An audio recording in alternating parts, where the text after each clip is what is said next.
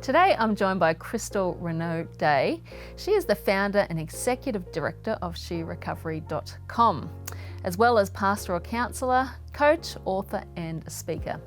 In 2009, Crystal launched sherecovery.com out of her experience of her own journey of becoming whole after an 8-year pornography and sexual addiction as a teenager. So welcome today, Crystal. Thanks for having me. I'm glad to be here. Yeah, you're all the way in Kansas City, so it's nighttime for you, morning for us, but it's great to be able to chat with you at this moment. Now, Crystal, I've been a big fan of yours because you're one woman who's speaking out around the issue of women and porn, and that's what we want to discuss today. There's not too many women doing what you do, are there? Not exactly the way that what I do and the way that I do it. Thankfully, there's more and more women sharing their stories and being more open about the issues. But as far as what I do in this realm of work, there's very few of us. Yeah, I know here in Australia we had one lady, but she just finished up, who was really speaking out and had a ministry. But we need more because women struggle with porn, don't they? Yeah, they do. And you and I both know we get interesting responses from people when we say that women watch porn. But when you look at the statistics that 1 in 3 visitors to websites are women, and I think I heard you say that 17% of women are addicted to porn. So I want to ask you, why do women look at porn? Well, I want to start that conversation with why wouldn't they? I think that's the misconception. That's the argument, because you and I have both, we bring up the conversation of women in porn use and we get kind of cocked looks like, really, women struggle with porn? And I think that we have to kind of revamp the conversation as why wouldn't they? Because if men are watching pornography for emotional or physical needs, why would women not also watch pornography for physical and emotional needs? Because we are both sexual beings. Both genders enjoy sex. Both genders have sexual organs and pleasure centers. And so I think the question is, why wouldn't they? But from my perspective, from what I look at every day, the women that I work with every day, largely there's an emotional or psychological need that pornography is helping to aid, medicate, appease. And it's not as simple as saying they just like it. Because really, most women I work with don't like it. They don't want to have this struggle, and yet they do. They came upon it somewhere in their life, and they realized in doing so that it has helped them in some way. But it has also, in a greater way, hurt them and caused them a great deal of shame and isolation. The impacts that porn has on women, is that similar to the impacts that it has on guys? We hear about the rewiring of the brain and a lot of the mental health and loneliness issues. Do women have those similar effects? Absolutely. I think in some ways, in a greater way, women's brains, in how they're made and designed, have the ability to create a fantasy world in a greater way than men can.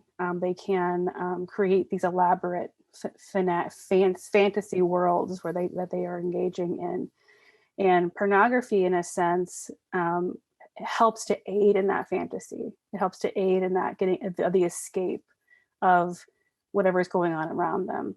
Largely, men who view pornography and use pornography, it's mostly a physical thing. I think for women, there's obviously emotional components for men as well, but I think largely for women, the emotional component is much stronger because we are much more relational. And so when we're viewing pornography, we are not only viewing it, we are experiencing it in the sense of placing ourselves into the role that we're watching and actually experiencing it in a greater way through fantasy and expression in that way. Yeah. So because of that, do you think it's harder for women to get off pornography because we're a lot more entwined in it? I think so. That's been my experience watching women walk through these struggles, because it's now become, so like I said, intertwined, where it's not just a physical thing, it's emotional and physical. And on some level, for some people, it's spiritual. Like there's so many facets to it that it does become this web for Mm. them that they are entangled in. Where if I hear from colleagues who work with men, as long as they have accountability and some good structure, pornography tends to be kind of something they can kind of move past. They may struggle with compulsive masturbation, things like that still, but pornography in itself is trickier for women because you might be able to stop viewing pornography, but the catalog of your mind is still there. And so the temptation to go back and get new things to engage in that fantasy is a lot higher. I remember hearing Jessica Harris, her story, who we both know well, just saying Mhm. how when she'd gotten off porn, just even smelling a candle that would be burning while she was watching porn, whenever that would trigger her again years after. Yeah, absolutely. There's that muscle memory of things that were familiar. It can be smells, location. Um, Oftentimes, I'll tell women if you're acting out a lot in your bedroom, rearrange your furniture, make it feel different, because even those little things can kind of change how much you're triggered in your environment. Because it's true, like a certain smell, certain sight, certain fabrics even can be reminders of past behavior, and it will trigger you to desire it again. Oh, it just shows how complex we are as human It beings, is. hey? Um, Now, you did a brilliant talk again recently at the Global Summit in Sexual Exploitation. I think that's where I met you a number of years ago. But you said that women, we actually are currently playing a role in keeping exploitation alive. And that really kind of hit me in the face. Can you explain that a bit more, how women are keeping exploitation alive?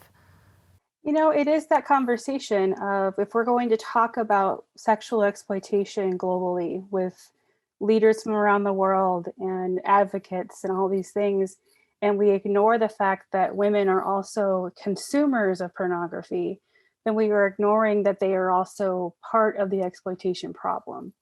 And that's largely what my talk at Nicosi was about. It was about opening your eyes to realize that we can't ignore the fact that 30% roughly of internet porn traffic is generated by women. And so they too are exploiting humans for sexual pleasure and exploitation. So we can't ignore that because that's the reality. Even Pornhub themselves admits 30+% of their traffic is female. That means 30+% of their registered users are female because you can't know your gender by an IP address. They know this because of their registered users claiming themselves as being female. And so we can't look at that and say women aren't part of the problem because they're accounting for a third of all porn consumption. And that's a big deal. Yeah, it is, and it's a growing number as well. It is. And I know over here in my city, in our campaign, I speak a lot about how porn is grooming, particularly the males, into violence and around domestic violence. But you also brought out too that teenagers who watch pornography are more likely to be violent, especially in dating relationships, than those who don't. So that Yes. it's grooming our females to be violent too. Is that correct? It is true. I read a study from the Archives of Sexual Behavior that said that teen girls who were exposed to violent porn, which most of pornography is in some way violent, if we're honest with ourselves, it's not how sex is really designed. About 1.5 times more likely to engage in dating violence compared to those teen girls who have not been exposed to violent pornography. And those same stats are the same for boys, but it's a little bit higher because of testosterone and aggression and things that men have innately. But women have testosterone too. They have the ability to be violent, and when you are shown that your sexual education is pornography as a teen girl, you're going to think that that's how it's supposed to be. And so you're going to engage in sexual violence in relationship as well because you think that's normal. Mm. Now you also, I mean, a lot of our exposure to porn is accidental, like it was for you in your story. And you made another brilliant comment that the porn industry is now going after our women. it has our guys and it's going after the women. So it's not that women are, or even our young boys are going, I want to watch porn, but it's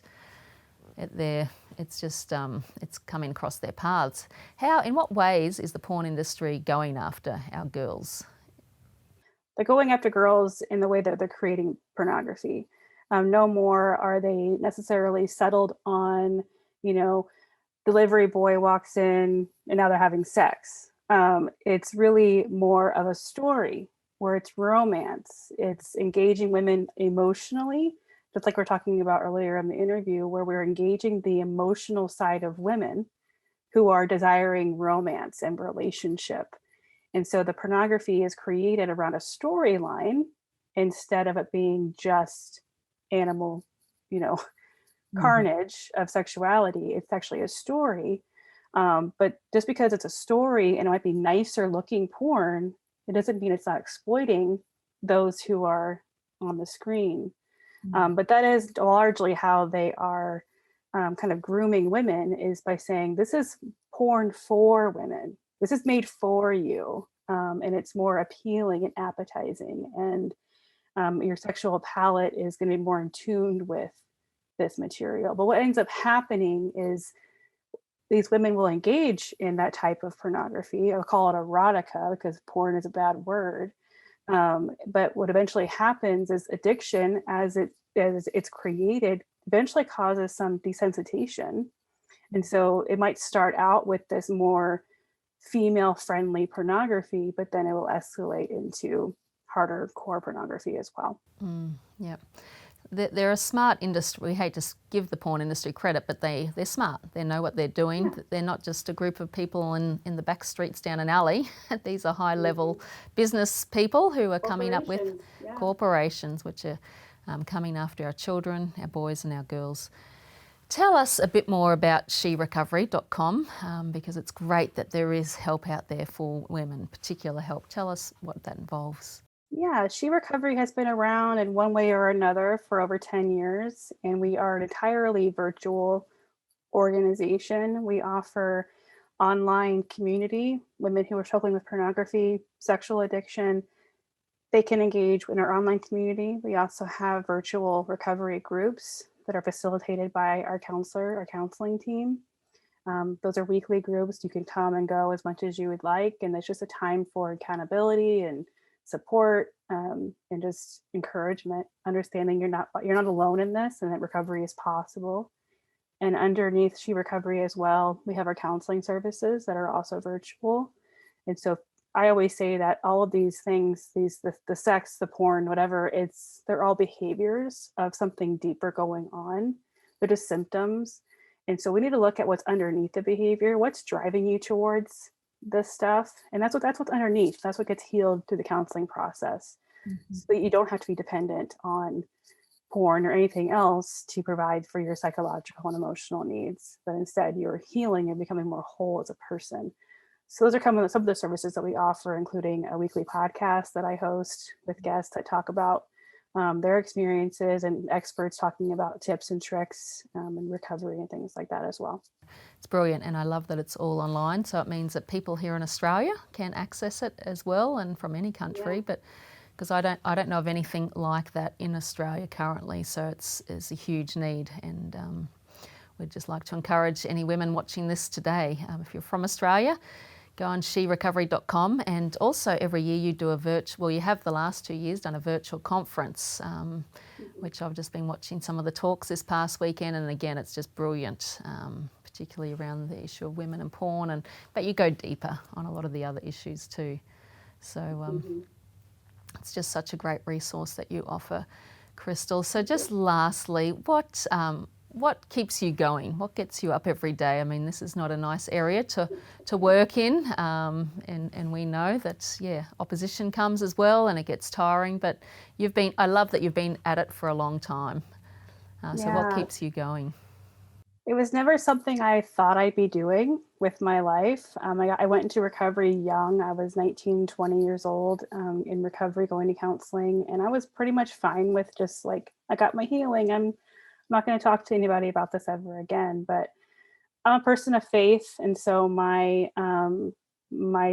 God spoke to me and said, "You have a story to tell. You need to use it." And so now we are 14 years later, and She Recovery is still here. And I think what keeps me going the most is one, the healing I do see in women, the desire to grow, to change, to heal, and getting to be a part of that experience is an honor.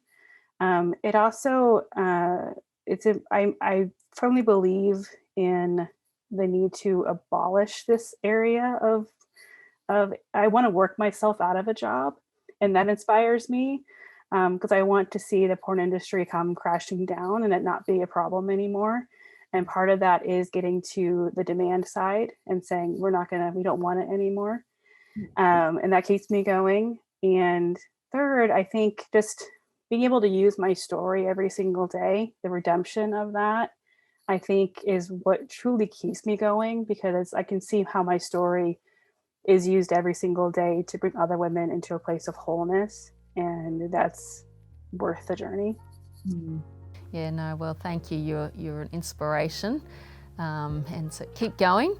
But I just want to encourage people, if you're watching this interview, get on sherecovery.com and look up Crystal and her work, and maybe you can find some hope and healing through sherecovery.com. So thank you so much, Crystal, for your time.